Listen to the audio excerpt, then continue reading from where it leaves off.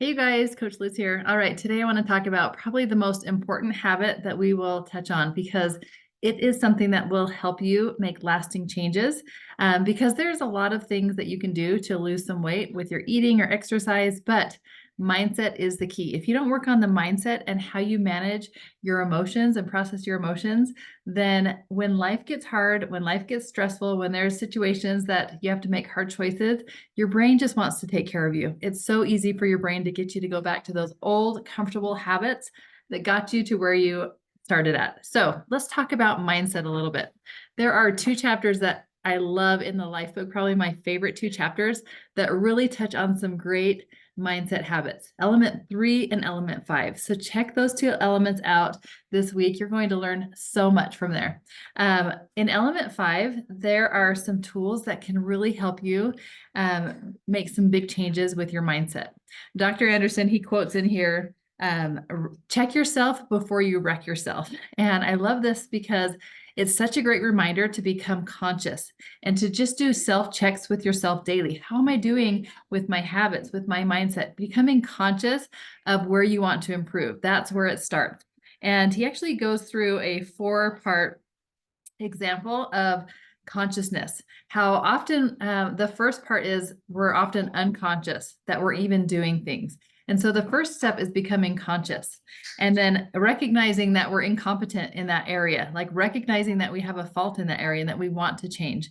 And then making mindful changes, steps, consciously working on those changes until it becomes unconsciously competent. It's just things that you do. It's just part of who you are. That's really how you make an identity switch to become a long-term healthy person. So check out that part in that element. It's so helpful. Also, he talks about stop, challenge, and choose. This is such a simple tool that you can use in your life in every situation, not just regarding food, to just stop before you react, because there's such an important space between stimulus and response. It's that little moment in between that we decide how we're going to respond. And that's really what's going to give you the power to create what you want, because you have the power to respond however you want.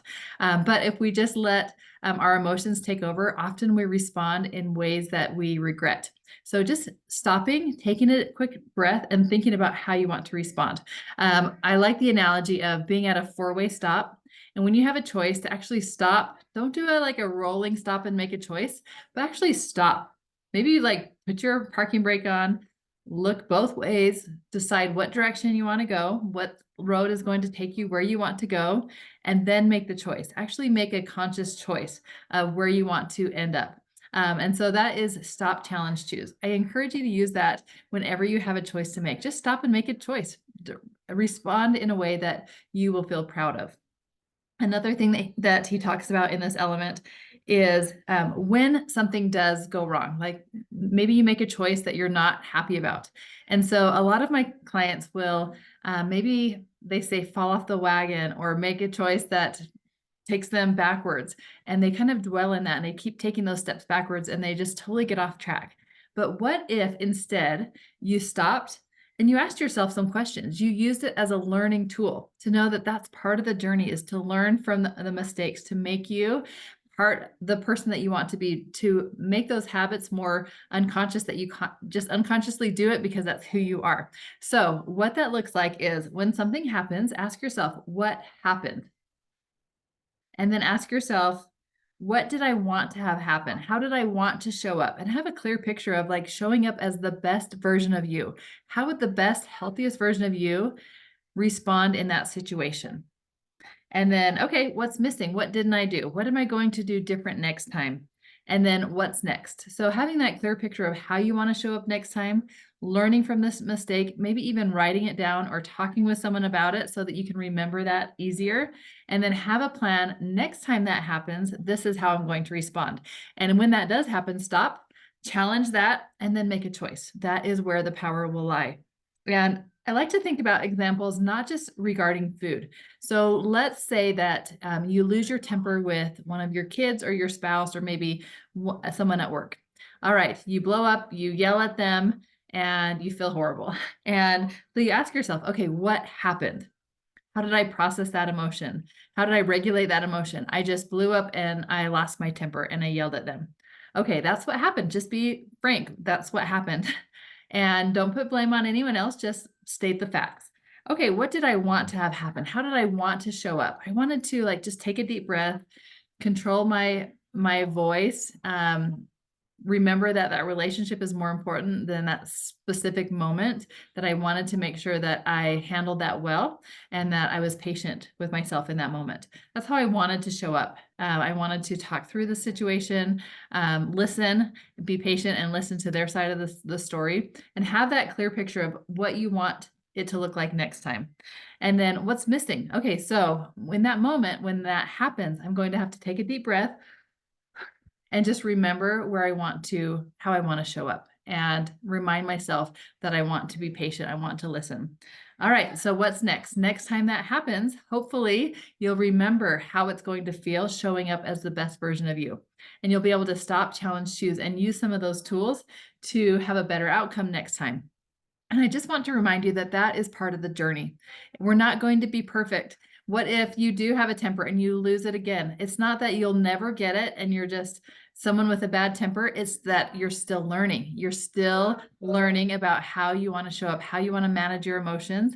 And the more you practice, the better you get and the easier it gets, so that pretty soon when that happens, you automatically show up as that person, more patient, more forgiving, more calm, and it's easier. But it's not going to happen in the first time. Same thing with your health journey.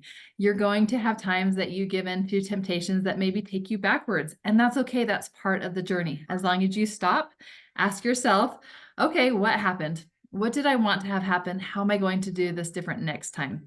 And you actually have a picture of how you want to show up as the best version of you, and you have a plan so that next time you hopefully will follow the plan. And if not, you can reevaluate what happened.